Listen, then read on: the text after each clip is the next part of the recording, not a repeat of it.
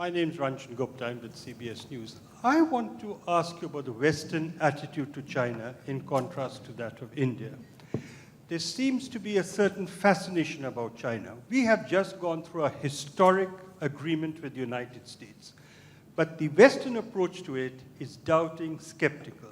If something like this had happened with China, the West would have been euphoric. What is it, despite the immense differences, that makes the West so fascinated with China and so indifferent to India? Any of the two could answer that, please. I'd say because China's just a lot better at marketing itself. China is very, think of it. China, the main language is not English by any means. However, it has the world fascinated and rushing into its doors. Why? Because China gets all over the world marketing. They have delegations that are going everywhere. If you're sitting and you manufacture something in Indianapolis, Indiana, you will have a Chinese delegation show up at your door someday and say, we want to do business with you, come to China. It happens, they spread out everywhere. India, and that's because China has a government-led focus, and it's very focused. India, the great strength is not the government, but private companies. And what I saw happen at Davos this year with India marketing itself was fabulous. And India would do well to continue that. And one great advantage you have over China is intellectual property rights. China is very, very poor on enforcement of intellectual property rights. It's a pirate's game, and the world is getting very tired of that. India should start a global campaign. Protect your IPR. Come to India. You'd probably do pretty well by it.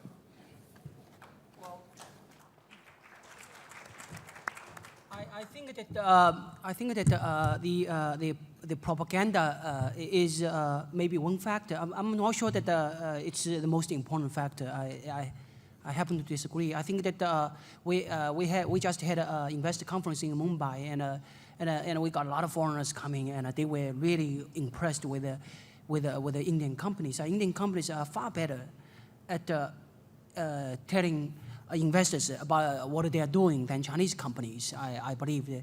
And the investors in general are more positive about Indian companies than Chinese companies, partly for a good reason, because the Indian companies' profitability is better than Chinese companies' profitability on average. I think but having said, I think the international investor attention towards India right now is very, very high. In the last couple of weeks, we have had 3 conferences, international investor conferences. About 500 foreign investors have come to visit India. I think this is as hard as anywhere you can see. But having said that, I think that the question about Western fascination towards China is a legitimate one. I think there are many factors. One is that I think the West has been, the Americans in particular, are obsessed about changing China. And it started about in the 19th century. All the missionaries went to China, and they all somehow wanted to change China. I think that this desire to change a country really didn't happen in the case of India. I think India I did not read many books that Americans wanted to change India. And so this is one I think, important factor, historical background for the American fascination for China. The other is that the Chinese system. Chinese government officials can do deals. So when Western businessmen show up, and if the Chinese government officials, they are very open-minded. Because they don't have some baggages. China is a new country. Even though it's a very old country, but in today's sense, it's a new country. So government officials are very interested in your ideas. If you come up with a good idea, you say, I want to do that, then he hears you out. If he thinks that you make sense, he makes deal like right on the spot, and it goes through. I think because of this possibility of getting something done right away, so many people go to China. Are you alluding to the population as it moves from communism to democracy, and what's the future for China in terms of, in comparison to India, which has seen democracy for the last 50 years, and although we have a large population, India is fairly stable. Are you alluding to that remark? That was my question. Yeah, I guess I am, but I'm really alluding to fairness. I mean, my impression of India, and as you know, I am no expert on India, but my impression on India is this is such a large, diverse country with so many dialects and ethnic groups and regions that just making it through the day and holding it together is exhausting. And then you have to think about how do we make progress. Having said that, democracy is probably what really, even though it may not be efficient, it really is what keeps this place together. On the other hand, China has been a top-down system for 2,000 years or 3,000 years. How do you turn that around? What has happened is in the 1990s, the government of China was basically trickle-down Republicans. They put all their money into business and into business infrastructure, into building really a world-class infrastructure for doing business, whether it's the ports or the railroads or the telecommunications system, but the health care and the rural areas fell behind. And now the government is more social democrats. They know they've got to fix that, and they're working hard on that. The problem is China doesn't know what it wants to be. It knows it doesn't want to be what it used to be.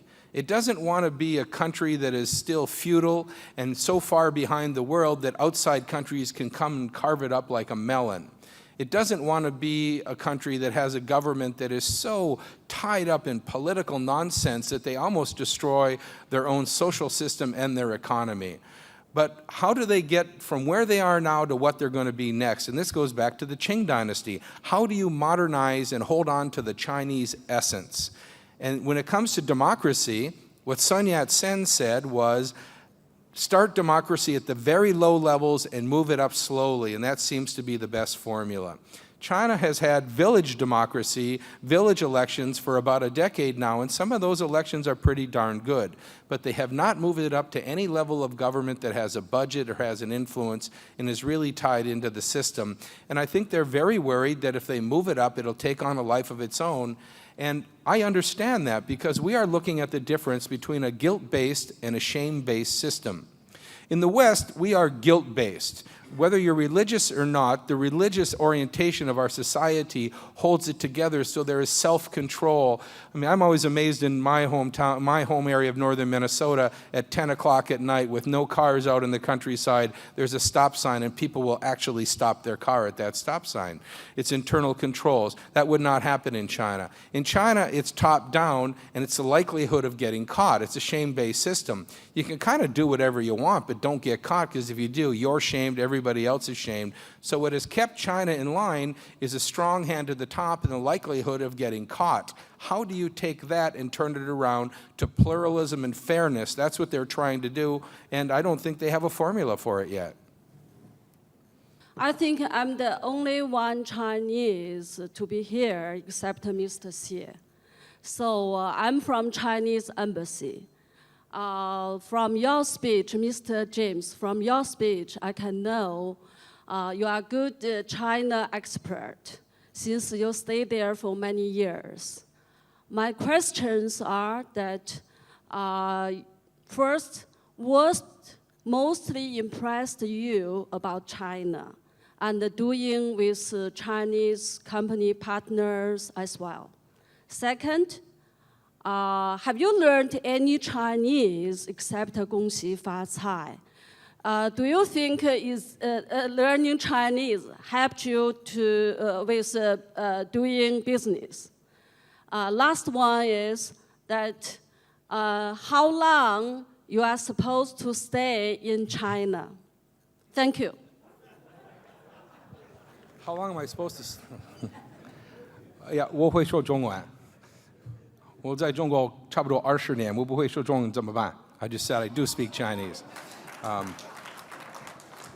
What most impresses me about China? The people. The people of China are so damn smart, so hardworking, so capable, and so focused. And I believe China has a very good government. I was chairman of the American Chamber of Commerce. I spent 10 years on the board. I've done a lot of high-level politics between the U.S. and China, and I am very impressed with the level of the Chinese officials I meet.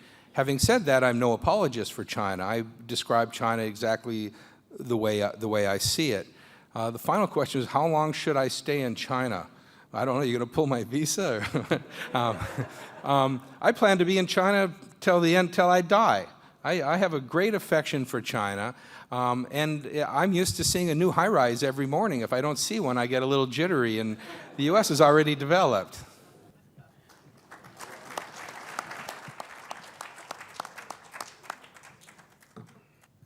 First one is the question of the stability of both these countries over the longer term, say 10 or 15 years hence.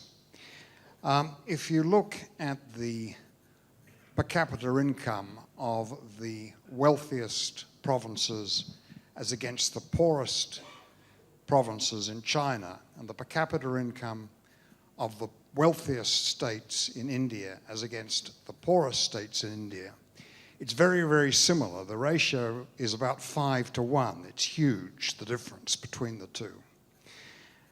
And also, in both countries, both are getting wealthier, but at the same time, the difference between the wealthiest 5% and the least wealthy, the poorest 20%, is actually getting greater in both countries. Now, there's a view in India, which I think makes a certain amount of sense, is because of the system here, and you've already touched on this, you have built-in shock absorbers, which enable people, if they don't like the way a state government is going, for example, to get rid of it. And people have a particular way of expressing their opinion, which gets results one way or another.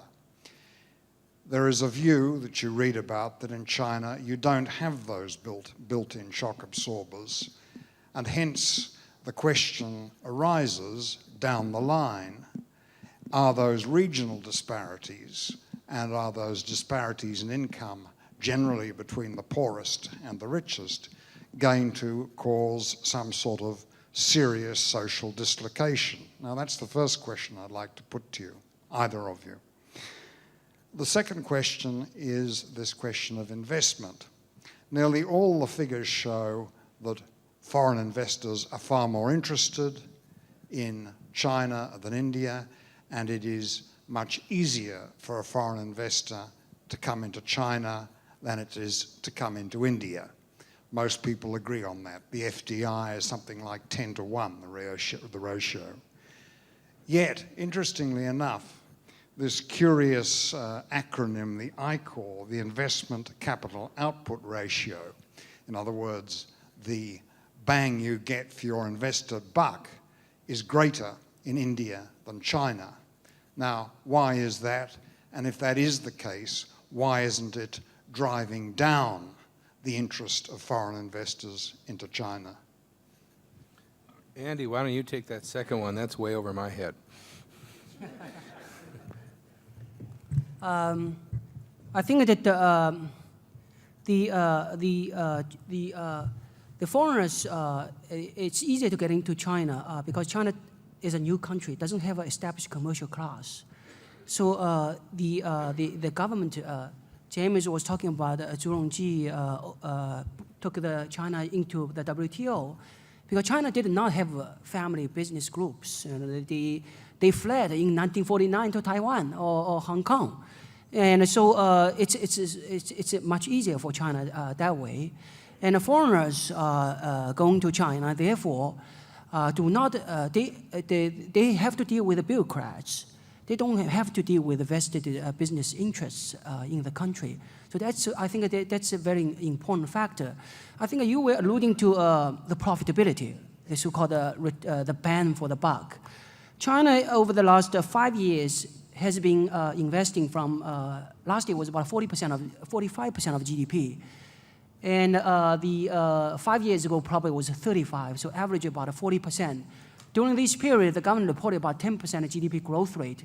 The developing country usually get maybe 3.5, the ratio is about 3.5 or so. China is getting a 4.5. I think that I have no problem with the conclusion that China's investment efficiency is low in generating GDP growth. It's a 4.5, so it's not that high. The reason is because the investment rate is too high. Chinese government Chinese incentive system bureaucrats run China because China doesn't have a commercial class. And the bureaucrats have physical targets. And they are not businessmen. So they visit New York. They say, wow, New York looks wonderful. Let's build a New York. So you go visit the Golden Gate Bridge, you say, wow, I like that. Let's put up on ourselves.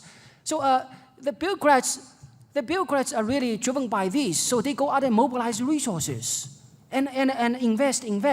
So I think that is the reason why efficiency is a bit low. I think the government has to balance that over the next 5 years. The budget that the government came out this week, is a first step. I don't think that people agree that there's enough. They have to shift a lot more money from the government to the households, so Chinese consumption can rise in the next 5 years. So I think that the government understands the economy is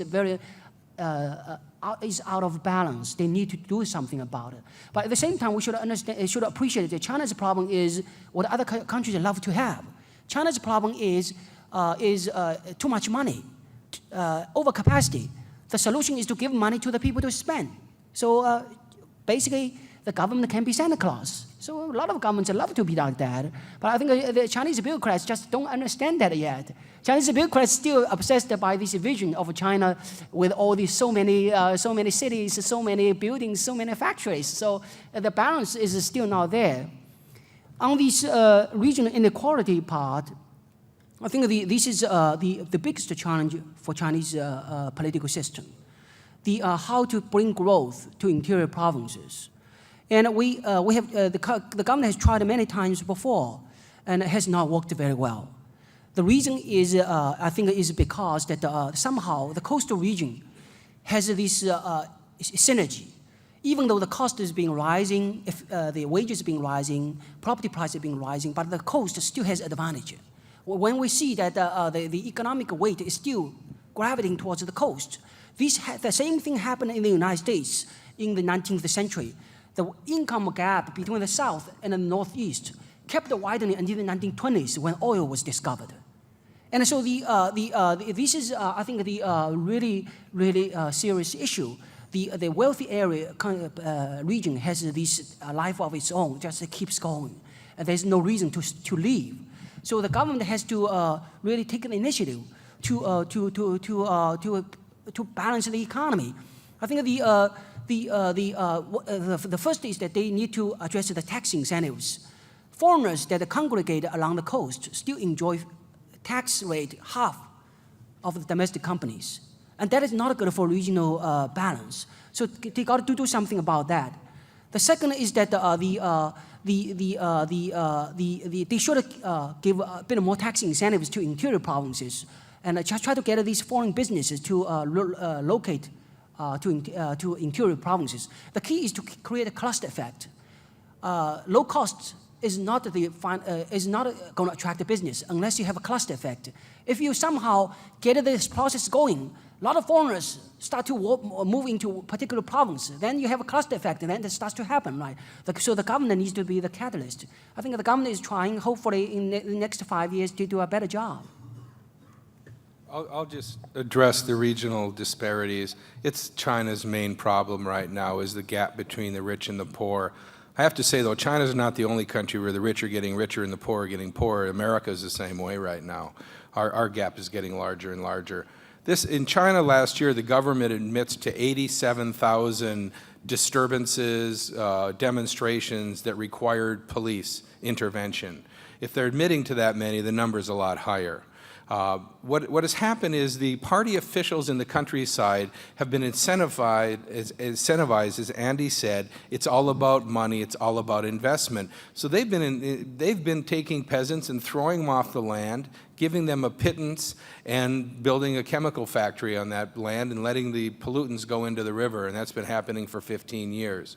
What they need to do now is they need to have the party officials incentivized to take care of the people, to take care of the social systems, and that is what they are trying to do. However, to take away the lure of money and wealth and vanity projects from these officials is a very hard thing to do.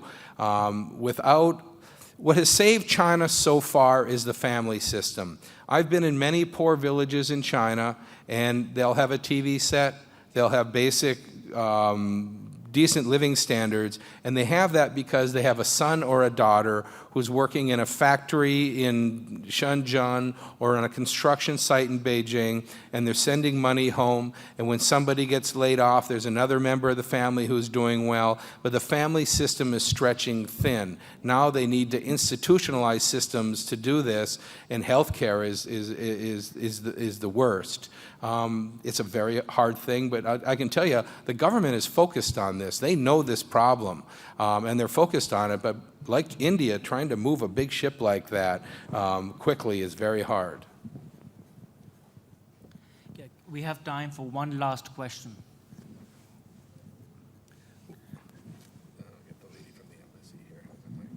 My name is Rajiv Dhawan.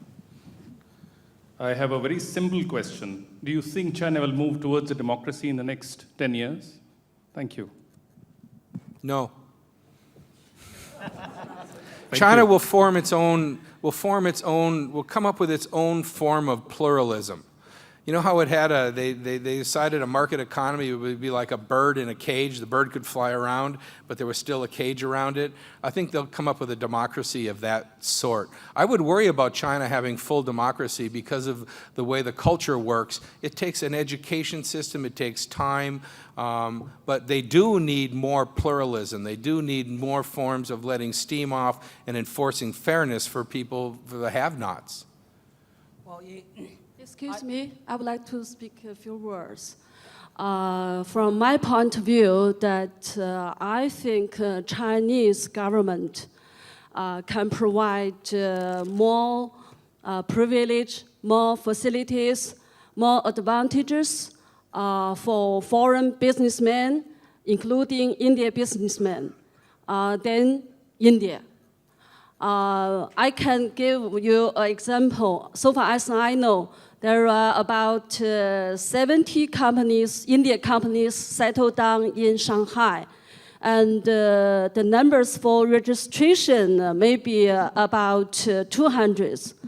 And Chinese embassy can provide more facilities to Indian businessmen if they ask for visa. So they can get visa whenever they apply. Within 4 days, they can get visa. But from another side, the Indian embassy in Beijing is very difficult it's very difficult to get visas from the Indian embassy. So sometimes for Chinese company, Chinese businessmen, they can get visa maybe within 2 months. And only for 3 months. That's fine. You've just proven my point, though. That here we have a seminar on China, India, in India, and the lady from the embassy gets up and does a marketing pitch. This is why China is doing so damn well.